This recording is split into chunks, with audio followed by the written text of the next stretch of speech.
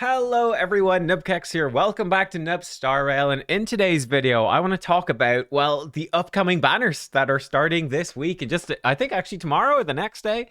Yunli on one side and Wawa on the other. And also let's talk about some potential stuff a little bit further on in the next patch, which is going to be Fei Xiao and Sparkle. Quick few thoughts on them. I'll probably do more detailed video on them when we actually come to those banners going live. I really do want to focus on Yunli and Huohuo right now. So, are they worth going for or not? Let's talk about it. Let's look at some information. One thing to touch on, first of all, which I do think is interesting as well, is from the current banners. Jade, if we look at the total warps, actually been very unpopular. I thought this was interesting. Firefly, 19 million total warps for her. Jade, 1.9. So 10 times as many people pulled for Firefly as for Jade. Now, maybe this is not fully updated, the Jade pulls. Like, people might not have uploaded their warps since then. But I doubt it's going to increase by very much. But that really is quite a shocking number.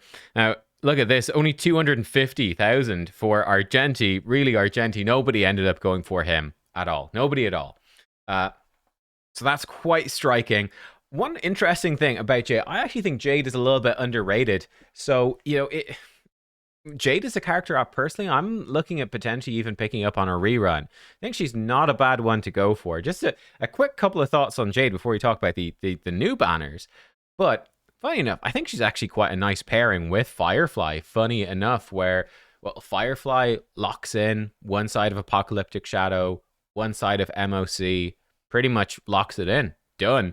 So then having a pure fiction focused character with Jade is actually quite a nice synergy. It's quite a nice companion character to put alongside it. On top of which, Firefly with Himiko, I think is actually very strong on one side of pure fiction. Firefly implants fire weakness and can break him, which then can trigger the Himiko follow-up attacks. So, Firefly, Ranmei, Himiko is actually quite a solid core. And then you could throw in Imaginary Trailblazer as well onto that team, potentially, if you don't need a sustain, which oftentimes you don't in Pure Fiction. And you could have one side of Pure Fiction be Firefly Himiko, the other side be Jade. I think Jade's fairly underrated. I will say, seeing as I see a lot of people saying that they find Pure Fiction to be quite difficult. But people don't seem to pull for these Pure Fiction characters. Clearly, Argenti and Jade, not very popular at all. Like some other examples, Boot Hill, almost 5 million. Just looking at some recent DPS, Topaz, 5 million.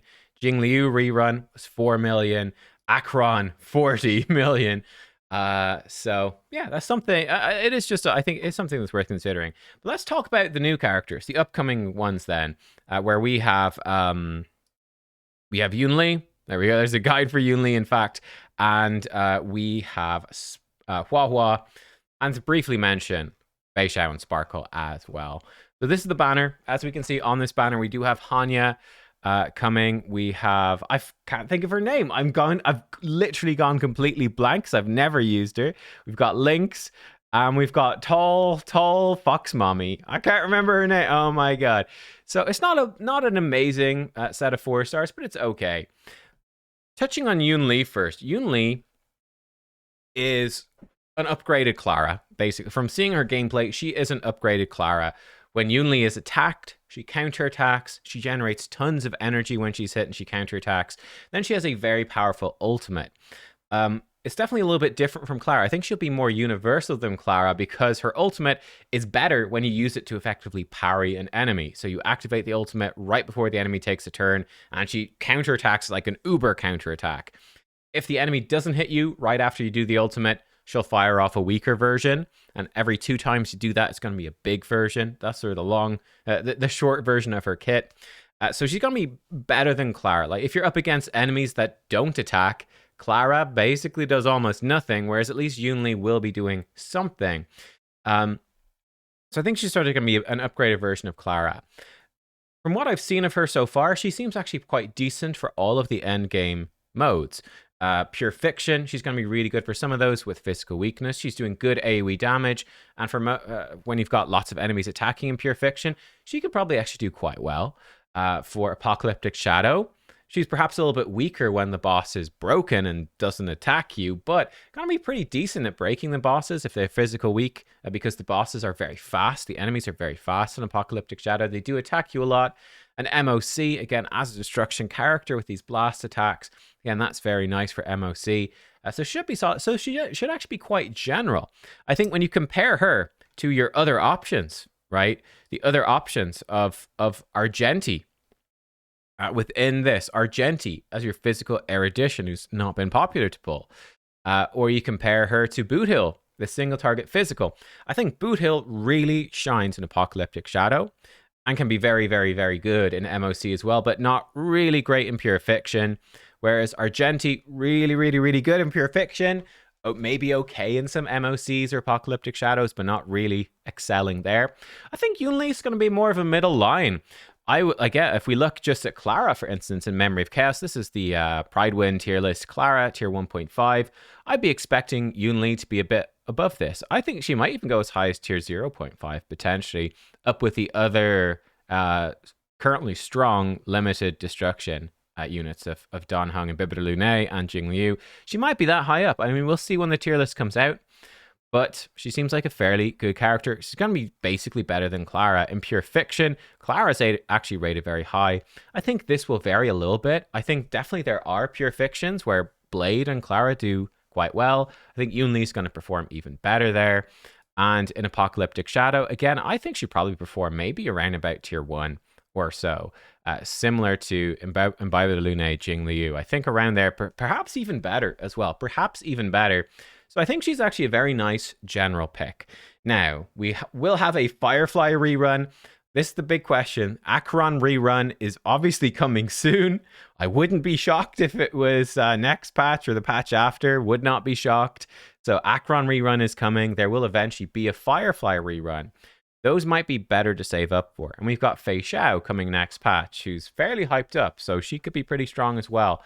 So you do have competing ones, but I think for a physical damage limited character, for me personally, I actually think I will pull for Yunli to give a general physical coverage that's going to be very good in general. And whenever there are modes where counter-attacking is, really buffed up, if there's a buff that is boosting counterattacks, boosting follow-up attacks, she can come in and really do very well. And she's going to synergize very strongly with Robin, obviously. She's not I've seen some interesting stuff with Aventurine. There's got a little bit of counter synergy there, unless the enemy's doing blast attacks, where if Aventurine's getting attacked, then Yunli can't counterattack. So a bit of anti-synergy with preservation units. But sometimes it can work. Generally, she's going to be a bit better off with I think Wawa is looking to be her best sustain, generally speaking, giving her energy and attack and blah blah blah, and not collecting aggro as much because she's abundance, helping the destruction Yunli tank a bit more. So yeah, I think Yunli's looking solid. I think she's looking solid. I don't think she's a must pull. I'd be thinking she's sort of maybe a B plus A minus sort of ranking in terms of my personal ranking. She's not like an S tier must pull, but I'd probably say A minus. Like, she seems just very solid in general. Very solid in general, and she really builds on that counter-attacking niche, and whenever that comes up, she's going to smash it. And yeah, the most general of the physical attacking units, so that's quite nice. So I think she's a decent option, but definitely not a must-pull. And, arguably Acheron, Firefly, arguably could be must-pulls, so that's something that you could consider. I don't think they're must-pulls, but some people would, so that's something for you to consider as you're going. Next up, let's talk about Wawa. Now, I am nowhere near as convinced about Wawa being a great pull. And the reason is obvious. So she's obviously very good, but there's a fairly big opportunity cost, which is an Aventurine rerun is definitely due fairly soon as well. Like, they be the two big reruns, so the Acheron and Aventurine probably coming in the next 3 or so months, one assumes. That's big. And then Firefly coming eventually after. Robin, Firefly after is nice as well, for sure. But Acheron and Aventurine, they are massive. They are massive reruns. I think Aventurine is better than Wawa. In fact, if I'm looking at this tier list, Aventurine is rated by Pridewind as better than her everywhere. I would personally much rather have Aventurine than have Wawa. He's more SP friendly than she is, but they even say SP friendly. And he synergizes very, very well with follow-up teams, right? The more follow-up attacks you have, up to 3 times per turn that he does, it gives him extra stacks. So lets him follow-up attack more. He's increasing your crit damage, which works very well with follow-up characters typically. So I would probably be rather saving for an Aventurine rerun, which is coming probably fairly soon. I would value that more. And that's the thing with sustains. With sustains, you only really run 2. There's not been very many circumstances, like maybe some of the niche simulated universe modes, when you're progressing through, you might run a couple of sustains to try get through.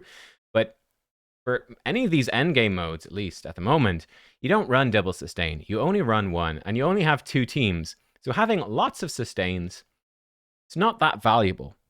And if you do go for Aventurine, here's my problem. Gallagher is up there. And Gallagher synergizes with break teams, which I think a lot of players right now will have, because we've just had the Boot Hill, Firefly, and Ron May banners. You've just got Imaginary Trailblazer for free. There's a lot of very, very, very powerful break units in the game at the moment.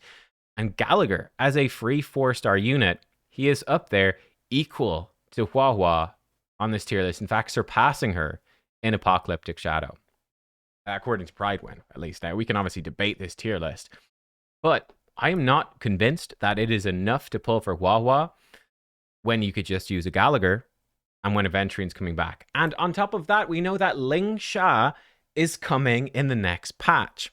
What is Lingsha? A 5-star Fire Abundance unit. Well, Gallagher's a 4-star Fire Abundance.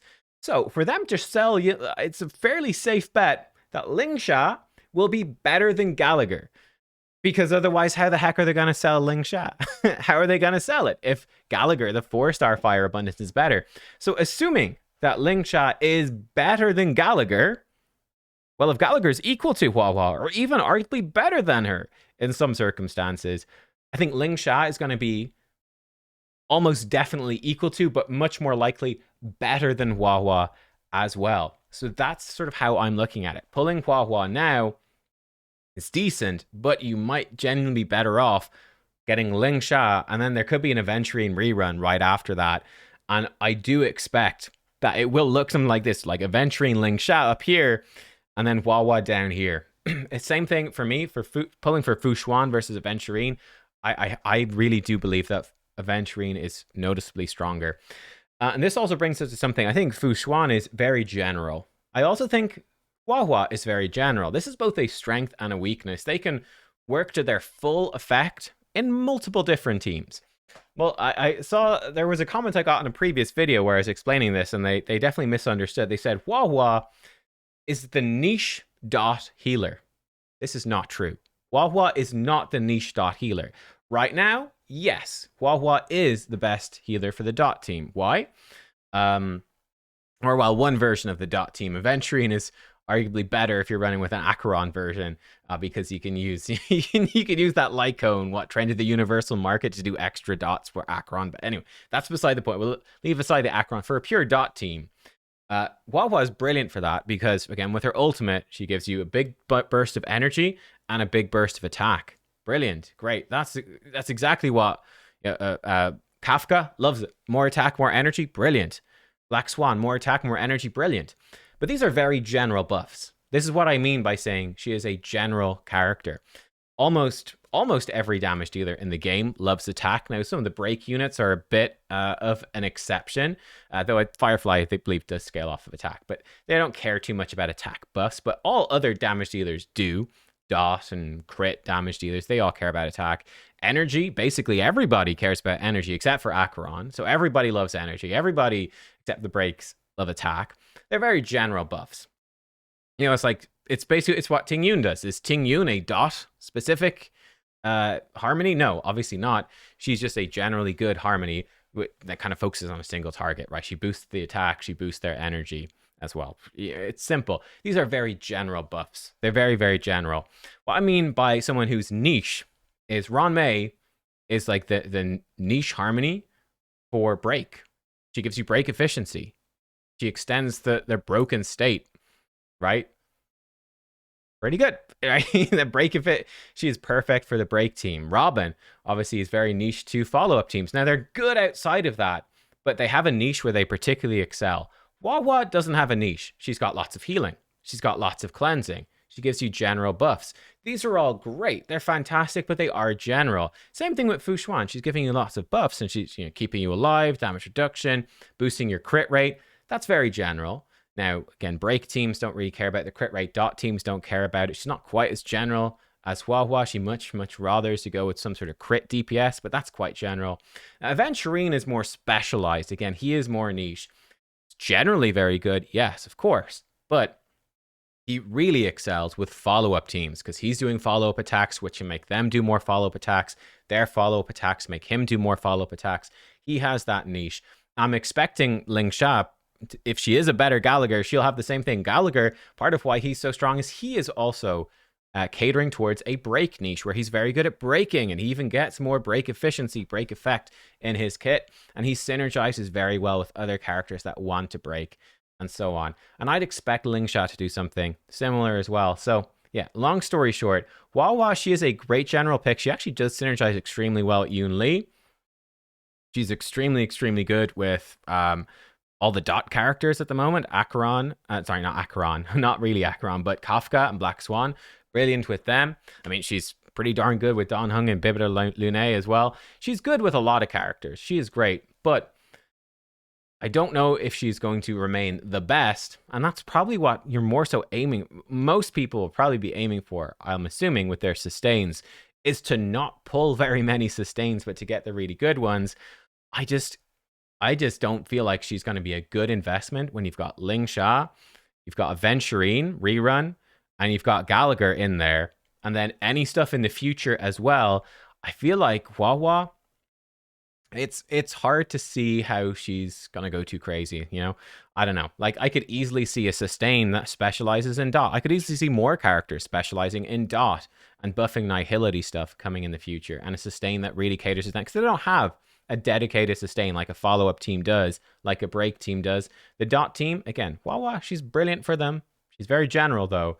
They could have a more specialized sustain, and if you're pulling Wawa for your dot team, you could be left out, basically. You could be left out. It's the same problem the Wocha has faced, which is he's generally good, but he doesn't have a niche that he caters to that can keep him relevant for specific teams as time goes on. I think Aventurine is going to be very safe for a long time as being just amazing for any follow-up teams.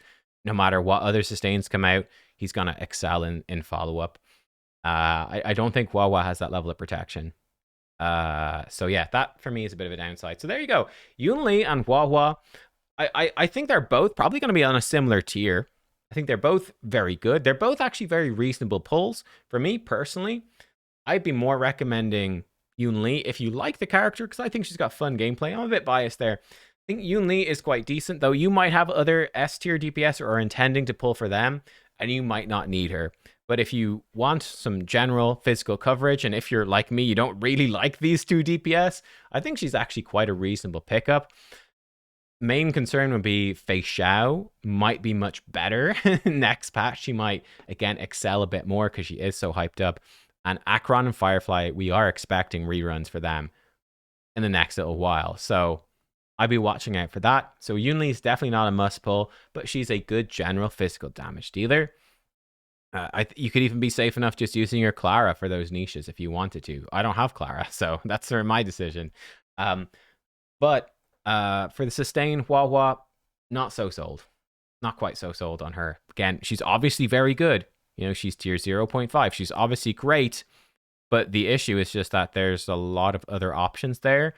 And whereas you might be tweaking your DPS more so to fit the niche of a game mode, like if a certain type of, like if dot is super boosted up in a game mode, okay, the dot characters come out, you can just sort of run the same sustains and it just sort of works. It's not so important. So yeah, that's sort of my thoughts on that. Let me know what you guys think.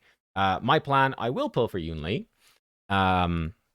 I will pull for Yunli. I think I'm going to go in. I'm just going to maybe hit Mercy once. I'm not sure if if I lose the 50-50, I don't know if I'll go in again for Yunli. I might save up for the next patch and the patches after that. I think I'm going to be skipping Wawa. I'd much rather get Lingsha. Haven't seen any gameplay, but I think it's the better bet is to go for Lingsha, to be honest. So I'm thinking Yunli, go for the 50-50, see how I do. But I'm thinking Fei Xiao and Lingsha is what I'm going for. Let me know what you're going for, but that's what I personally am more so targeting. But there you go. That is my thoughts on that. Let me know what you guys think down below. Oh, by the way, I guess we should also cover, we started with it. If you're curious about the previous limited harmonies, we had 14 million for Luocha. We had 19 million for Fushuan. We had 13 million for Wawa. She was the least popular, but then again, it's the same sort of thing where people that had Luocha and Fushuan, do you need the Wawa? That's probably why her pulls are they're only a little bit low. They're still very high though. I mean, they're still way higher than Boot Hill, for instance. They're equal to Robin, right? So, or yeah, pretty much. Then on the reruns, we had Luocha 4 million, still actually surprisingly popular. Aventurine 14.5. Fushuan 3 million on her rerun. I'm guessing it might be around 3 million for Wawa. I think it's more if you're a big spender, you want to max out your dot team. I think if you're a low spender, if you're free to play, I do think there's probably better options. Guys, thanks for watching. Let me know what you think, and I'll see you all next time. Goodbye.